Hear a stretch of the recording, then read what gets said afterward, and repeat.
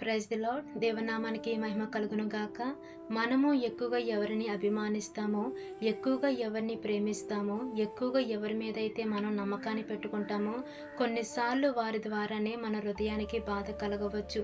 కొన్నిసార్లు వారే మనలను మోసం చేయవచ్చు. కానీ బైబిల్ ఏం చెప్తుంది? 118వ కీర్తన 8వ వచనంలో, మనుషులను నమ్ముట కంటే యెహోవాను ఆశ్రయించుట మేలు, రాజులను నమ్ముట కంటే యెహోవాను ఆశ్రయించుట మేలు. ఈ లోకంలో నమ్మకమైన వారు, నమ్మదగిన వారు, నమ్మకస్తులైన వారు ఎవరైనా ఉన్నారు అంటే యేసుక్రీస్తు మాత్రమే. ఆయన యొద్దకు వచ్చిన వారిని ఆయన ఎన్నడూ కూడా త్రోసివేయడు. వాక్యాన్ని చదువుకుందాము. యోహాను రాసిన మొదటి పత్రిక 1వ అధ్యాయము 9వ వచనాన్ని చదువుకుందాం. మన పాపములను మనం ఒప్పుకొనిన ఎడల ఆయన నమ్మదగిన వాడును నీతిమంతుడను గనుక ఆయన మన పాపములను క్షమించి సమస్త దుర్నీతి నుండి మనలను పవిత్రులుగా చేయును. ఆమేన్.